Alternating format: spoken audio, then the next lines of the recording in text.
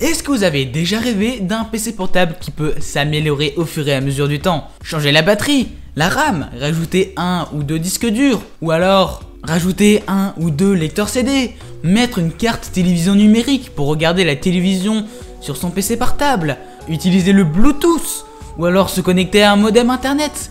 Parce que oui, le PC que je vais vous montrer aujourd'hui dans cette vidéo date de 2005 et tourne sous Windows XP. Bonjour, un des problèmes principaux des PC portables d'aujourd'hui, c'est le manque de modularité. On peut changer la RAM, certes, on peut changer le disque dur, ok, mais tout le reste est vraiment très chiant à remplacer.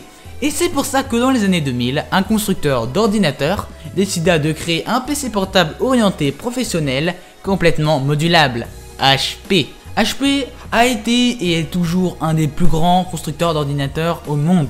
D'ailleurs, le revenu de juste HP France a été entre 2018 et 2019 de 10 milliards d'euros, c'est énorme. En 2005, HP sortira le Compaq NW8000, qui est, vous l'avez bien deviné, le sujet de la vidéo d'aujourd'hui. Ce PC, je l'ai récupéré grâce à une entreprise qui voulait se débarrasser de son matériel informatique, et c'est comme ça que je l'ai récupéré. D'ailleurs, si vous avez des bonnes relations, vous pouvez demander à quelqu'un qui s'occupe de l'informatique et éventuellement de vous passer son matériel informatique, mais en général c'est plutôt rare, vous comprenez pourquoi.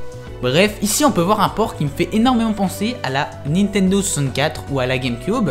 Ici il y a la batterie qui est évidemment changeable et améliorable si vous en trouvez une avec une meilleure capacité.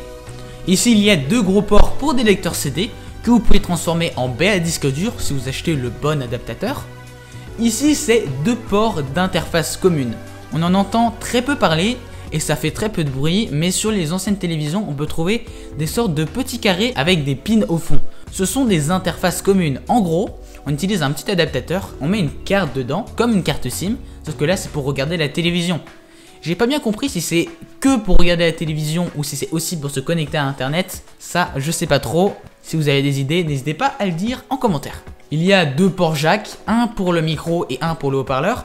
D'ailleurs, petite anecdote, si vous avez deux ports jack, un rouge, un vert et éventuellement un bleu, sachez que le vert ça sera toujours pour le haut-parleur et le rouge pour le micro. Et d'ailleurs, si vous essayez de brancher un micro sur le port vert ou l'inverse, ça va pas fonctionner. Et il y a aussi une connectique modem. En gros, un modem c'est une partie d'une box internet actuelle. C'est celle qui va se charger de se connecter à internet. D'ailleurs, la connectique modem est plus petite que la connectique Ethernet, celle qu'on utilise tous les jours. Donc vous ne pourrez pas utiliser une connectique Ethernet avec un port modem, c'est complètement normal. Et c'est d'ailleurs pour ça que HP a prévu le coup. Il y a un port modem, comme je viens de le dire, mais il y a aussi un port Ethernet sur le fond, qui est à côté de deux ports d'imprimante, port qu'on ne voit plus du tout aujourd'hui, et à côté d'un port S-Video. Qu'est-ce qu'un port S-Video? C'est un vieux port vidéo créé en 1970, qui a comme définition du 480i. Je ne vais pas aller dans les détails, mais en gros, le 480p va afficher l'image coup par coup, elle sera entière et sera affiché le nombre de Hz par seconde, c'est-à-dire 60 en général, donc ça va l'afficher en entier. Et le 480i, ça va l'afficher comme ceci. Si vous regardez en slow motion sur une vieille télévision, vous vous rendrez compte qu'en fait c'est par balayage. C'est comme si les pixels s'affichaient au fur et à mesure.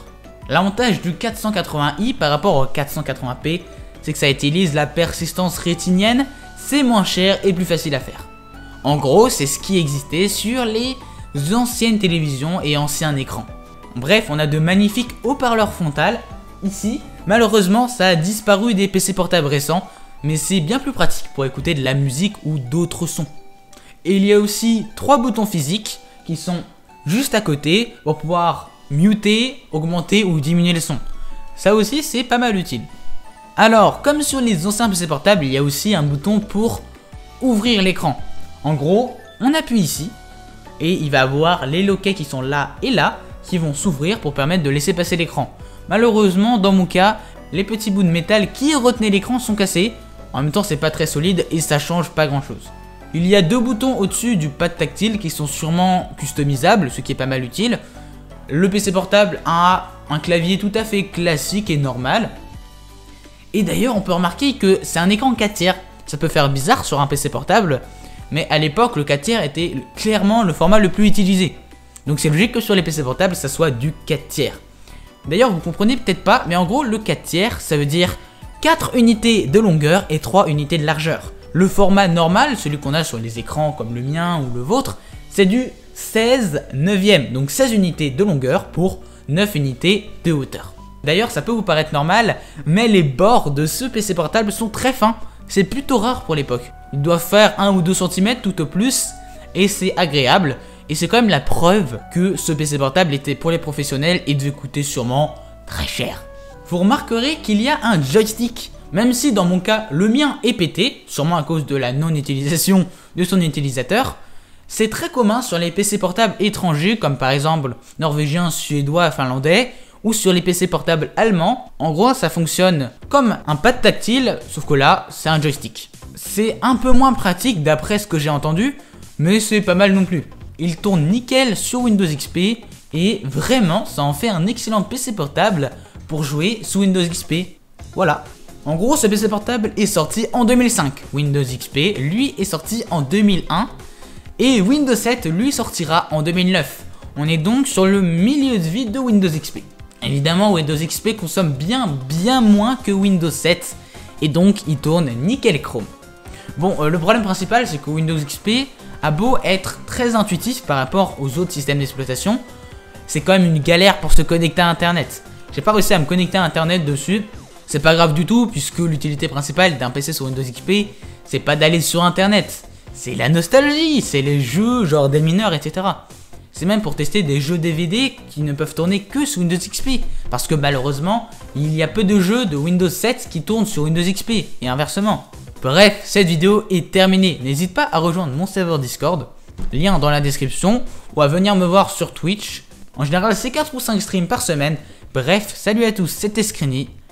Bonnes vacances et bon Noël, ciao.